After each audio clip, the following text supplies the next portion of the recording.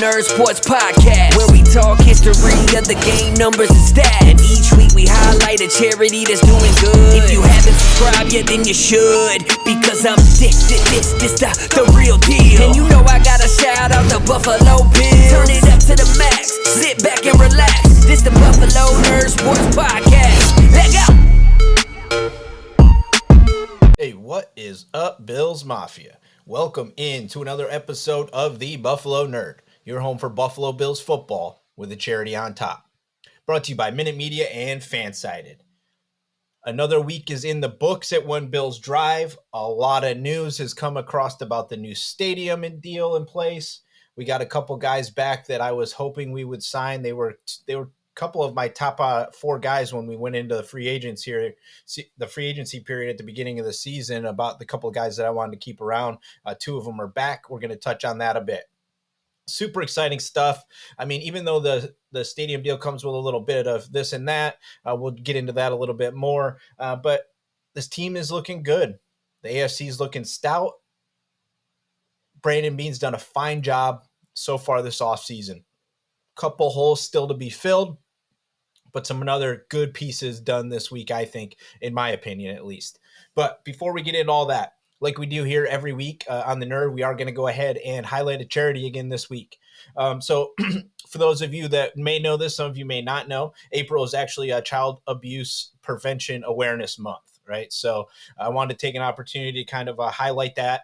Obviously, if you can help out in any form or fashion, that's typically what we're trying to get people to do over here is donate, and head over to cool organizations that are not only like making a difference, but this week we're going to highlight an organization specific to that field. So preventchildabuse.org. They're a very cool organization. You can check them out, again, at preventchildabuse.org. And go over there. There's ways to donate. There's research over there. There's all sorts of there's different opportunities for you to find resources, maybe pass this information along to somebody else. But they've been around for a while. And obviously, coming out of COVID, the economy is kind of crazy. So people are in tough situations, and, sometimes kids get put into situations that they shouldn't necessarily be in. So if you see something or something or somebody needs some help, or you just want to help out an organization that is helping people out like that, go ahead and head over to preventchildabuse.org. Cool organization. And again, this month, April, Abuse Awareness Month. So very cool. Make sure you check them out or any other, check in your local neighborhood. There's probably some kind of a local community thing going on. This is kind of a bigger network that does things all across the country. But, I'm sure you can find something locally for you too to, tie yourself into a little bit. So, I mentioned it off the top. I wanted Butker back. To me, the injury, it's going to be interesting to see. I think you saw it kind of play out the way that it should have, where we see what's available. You see if you can find something a little better, and then you see what your money looks like, and you go back to him and you say, hey, do you want to stick around? Because ultimately, he kind of found his place. He was the starting, left guard for a little while before the injury, and he wasn't playing terrible. The line was not necessarily clicking at the time that he was in there, but he wasn't playing bad. I do believe that he is a player that can be a nice asset to this offensive line. And now you're getting him back on a 1-year deal relatively cheap. And ultimately, when you're trying to fill those backup roles or maybe starting role, but backup roles, you want those to be cheaper options. And he's 27 years old. So this is a, kind of a show us deal. I think with him, see how he bounces back, because at 27, he could be a long-term answer for this offensive line. You just got to give him an opportunity to come back and see if he can stick around. And for me, I think he will. And I think it's a great price. And I think he has a good spot on this roster. And maybe he's not going to start necessarily this year, but we'll see what happens. But moving forward, he could be a guy that gets signed to another 2-year deal at the end of this offseason as we keep him around until his low 30s and see what we can do. But team guy, kind of built up through the process. So he was fitting all of the bills for me. And now he comes in, re-signs at a nice low number this week. The other one that a lot of people are kind of upset about this, and I get it. Maybe we could have come up with a better number or whatever, but at least the way that the contract was built, it's generally good for us and it works for us. The money was going to be the hinge point. We talked about it last week with the Bears offer coming out. We didn't get to see what it was at the time, but now that we know, it's a 4-year, $17 million deal for Ryan Bates. And, you're thinking to yourself, this guy played like three games last year and was in the playoff run and that kind of stuff. But you have to remember that this is actually a guy that they've stuck with, right? They've brought him in and they stuck with him, for a long time. And he's a versatile player. They've said that from the get-go, that they liked him because one day he may be the center. He may be a tackle. You never know. He can fit the bill and play a lot of positions. When he stepped in at the end of the season, the team was clicking and things were going better, but the offensive line played well. I mean, they gave up 2 sacks the rest of the way, the last few weeks of the season and into the postseason. So to me, 4 years at 17 million, he's 25 years old. If you do exactly what you say you do and what you're supposed to do, you draft, you re-sign, and you build internally, this guy fits the bill. And when you see an organization in the NFL puts out an offer for him at 4 years, 17 million, that should trigger to you that there's somebody seeing the same thing. So I understand some people are like, "What, we haven't saved any money. We moved on from Williams and we moved on from Mongo and we saved like no money because we turned around and gave it to these guys." Well, yeah. I mean, that's how this works. Butker is 4 years younger than Williams. Williams was being paid tackle money. He was only going to be the guard, so like, and then the other piece of it is Mongo he's older and he's just not that great anymore. I mean, I love the guy and he was great for the turnaround in Buffalo, but right now he's not that player anymore. And I would much rather give that money to the gentleman that we have because he's younger. He's got an opportunity to be Mongo for 4 more years in Buffalo, and he's a versatile player. That trumps everything for me. If you find an offensive lineman that fits your system, he fits your process, he fits everything about you, you have to keep him around. 2 years, Mitch Morse can be gone. Maybe Bates is the center, and he's going to be 29 years old. You can sign him again. We're seeing guys play well into their 30s. Whitworth just did 40 years old this year and played at a high level. So you have to wrap your head around it's okay to sign not necessarily, like prominent type of players or guys that you got to see a lot of, because you have to be able to do that. You have to trust in what you're doing and trust in your process that he will fit. And if the dude busts, realistically, it's like a 2-year deal and then we break ties and things are much better. I mean, most of the money was front loaded, which helped us. That's why we were able to sign this deal and offer it. So, I mean, to me, Bates is a huge piece. I loved the signing. He was one of my top guys at the beginning of the season that I wanted back. I just thought for everything that he can do and the way he was playing and he stepped in, it's a smooth move. So besides that, we didn't really do a ton, roster wise this week, which like I mentioned last week, I think Bean's kind of in, we're going to wait and see now mode, right? It's time to focus on the draft. If somebody happens to get released before the draft, obviously eyes on the prize, right? They're going to be looking around to see what's going on because for me, the CB position is still up in the air. Maybe they have the answer like we've talked about in the past where they're going to just shuffle the deck in the way that they do things. And they've got an elite defense around this player. So we'll see. But I still believe we will see a CB either addressed, probably both in the draft and a veteran presence after the draft, or if somebody gets released prior to, or maybe during the draft. I mean, we have capital to move and we don't necessarily have roster spots that these guys are going to fit. So maybe you make a day out trade for a veteran CB and you give up a couple picks. That saves you in salary a little bit that you don't have to send out depending on how much you're taking on with the guy you're bringing in. But to me, the cornerback is still a position of need, but it's draft time, right? You got to go into this draft and see what you're ready to do. And then after that, go after some undrafted guys, and then you probably see what else is going on. Would be the way that I would approach it the rest of the way if it was me running the show, money-wise, knowing what I have, knowing what I need still. I think this team's really close. It's just going to be some depth pieces, and probably 2 or 3 of them are going to come out of this draft as role players that are ready to play now, and then the rest of the guys probably aren't.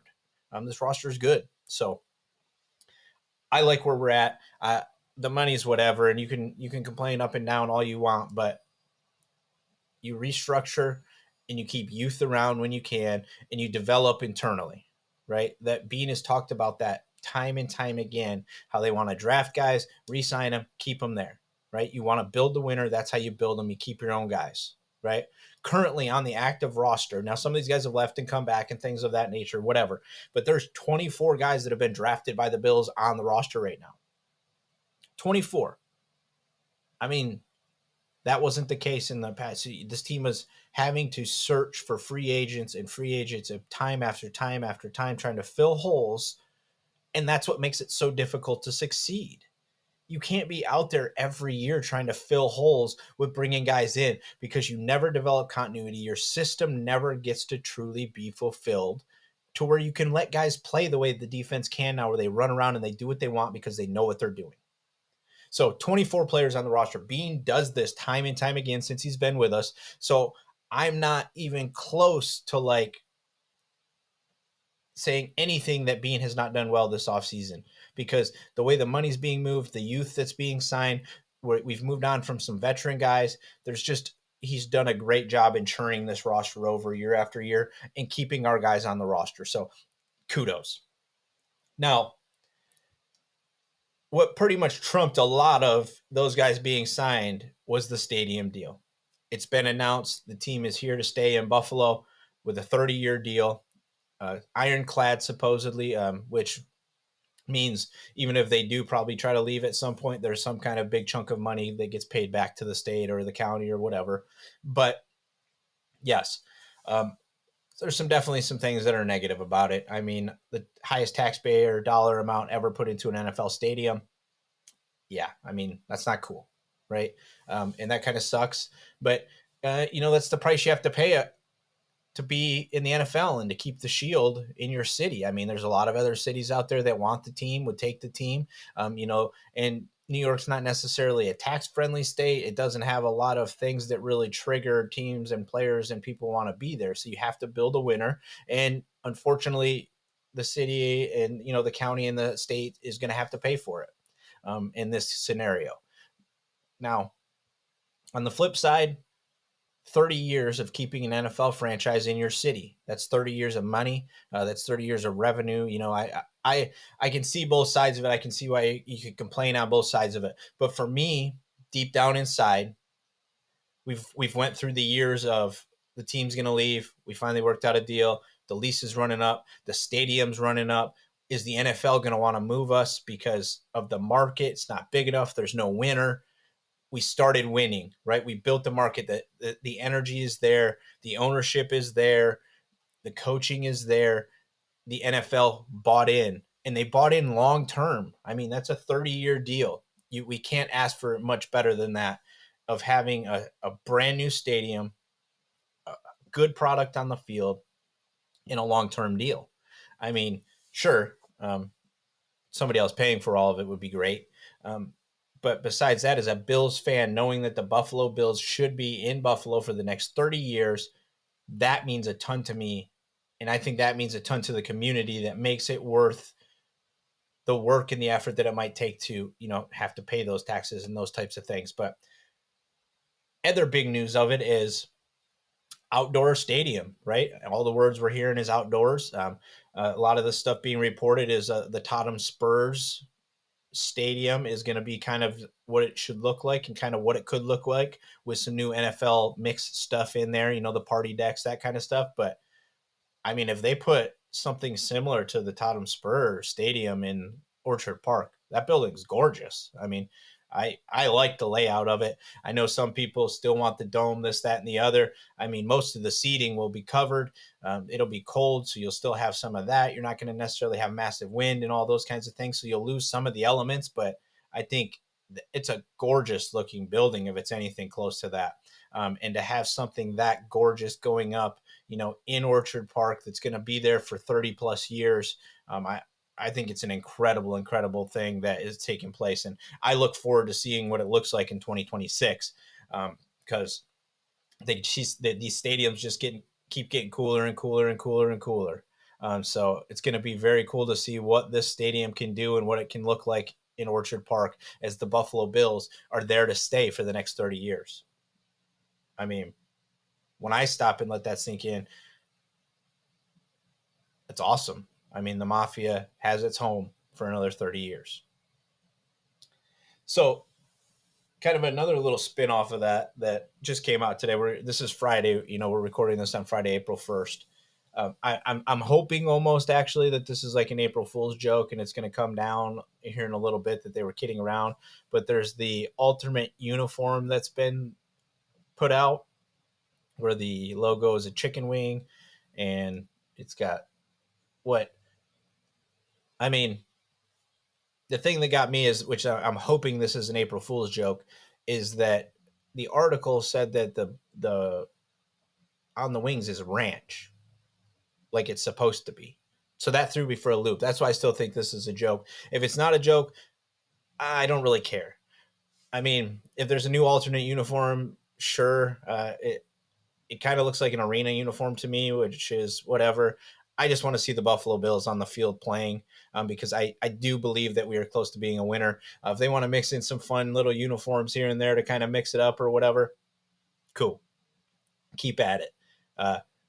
Feels a little money grabbish, but whatever. I would have rather seen the old 90s helmet come back, but that's just me personally. That's how I like to roll. That's what I grew up with. So I would much rather see that than a chicken wing helmet in the shape of a Bills logo. But there's worse things, right? I mean, if the league did remove the alternate uniform thing so they can change things up and they can do things without having to run it through all the parameters that they had to before. So if you haven't seen it yet, which if you're a Bills fan, I'm sure you have because you're a Bills fan, let me know your thoughts. Hit me up in a comment somewhere on one of the social media posts of this episode or whatever, or leave a comment in the show notes about it or whatever, in the review about what you guys think about it. Because for me, it feels weird, but ultimately, I don't really care. I mean, seeing the Buffalo Bills on the field is what I want to see again because this is a tough season. There's no ifs, ands, or buts about this. Who we play this right now is, if you look at it on paper, it's going to be a very tough season. So I want to get it rolling because I do believe we are there. We're close. We've been knocking on the door. We were 13 seconds away, right? We've been knocking. It's time to break down the door and get there again. And I think this could be the year. Speaking of almost getting there, another thing that came out this week, because they're doing all the NFL meetings, owners meetings and all that kind of stuff, is they are going to officially make the overtime rule change to where both teams will get possession of the ball no matter what. Yeah, it's great. I think, yes, it's a little too late for us in our 13 seconds, but still, there's other pieces to that 13 seconds that shouldn't even existed to where we got to that point. But it is nice knowing in overtime, that's the other piece of this. It's only an overtime rule, right? We're not going to let games just keep going and keep going and keep going in the regular season. If it happens to happen in overtime, it happens to happen. But both teams will get to touch the ball. And I think if you went back and look at it, they were saying it was like the team that won the toss is like in overtime won like 10 out of the 12 games, and they scored on the first possession.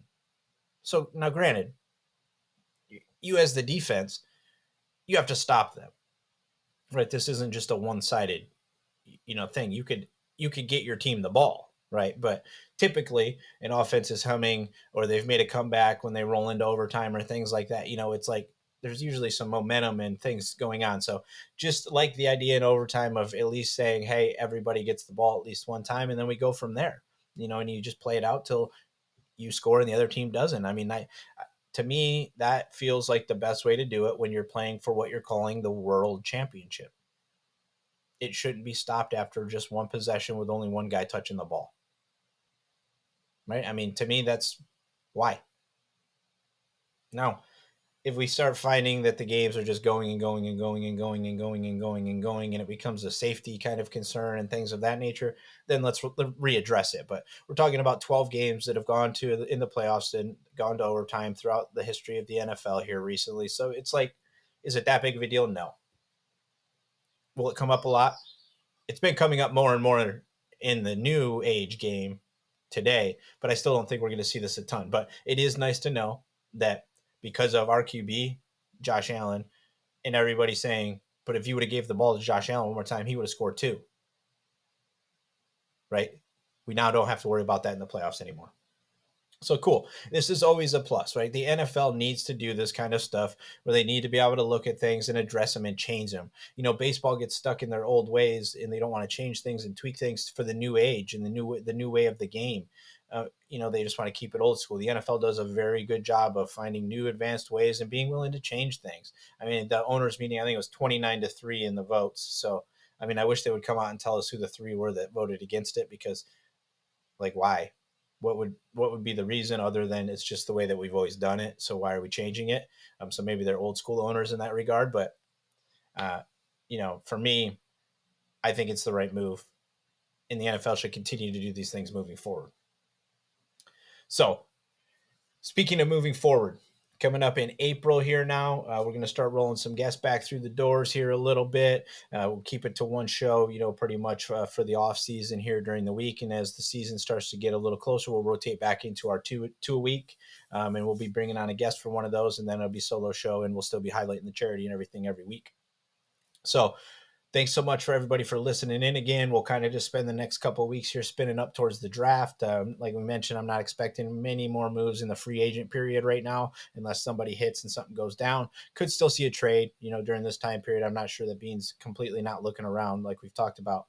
So we could see some of that, but mostly we're just going to be getting ready to hit the draft, and see what it's going to look like for this team. I believe CB will be our first pick. I also have an inkling that we'll be trading that first pick, whether that's up or down. I still believe that Bean might think there's a guy up there that he would want to go and get. Maybe it is that cornerback. You go up into 12, 15, somewhere around in there. You give up your pick and maybe something a little more, on the back end to a team that's trying to rebuild, and you're not really rebuilding anymore. You always want to progress and keep guys coming in, but there's also the point to do it. And I think this year is a point that we might move off of it as well. But make sure you guys are continuing to listen in. Been getting a lot of new listeners the past few weeks, so I appreciate all you guys that are new to the show, all you folks that have been part of the Nerd Mafia for over a year now. Thanks so much for being here, listening in, watching. Make sure you guys are heading to all the social channels and checking out everything that's over there, following, liking, sharing, doing all those good things. If you haven't hit up the YouTube channel yet, make sure you guys head over there and give it a subscribe, leave a review. If you're an Apple fan, if you're Spotify, subscribe, leave a review, likes, all that stuff helps the show grow and continue to get more and more listeners, so we can get more and more about these charities out there. And, we'll keep churning out good Bills content and get ready for this upcoming season, where I do believe we will finally break through. But it's going to be the toughest year that we've had to do it. So it's going to be an interesting year to see how it turns out. And I'm really looking forward to getting into it some more. So that's going to do it for this week. Make sure you guys are heading over to the Buffalo Nerd and checking out everything over there. Make sure you guys are heading over to BuffaloLowdown.com. That's BuffaloWdown.com for all the Bills content those guys are churning out over there. A lot of good stuff going on, and they'll be getting ready to pump out a lot of stuff for the draft as well. And make sure you guys are heading over to PreventChildAbuse.org and, making people aware that this month is, in fact, Child Abuse Awareness Prevention Month. And if you know somebody needs some help, shoot us some info. If you're looking to help, head over there. Maybe you can donate some time. And, of course, go Bills. Make sure you leave a review and subscribe so you never miss another episode. We'll see you next time. Leg out!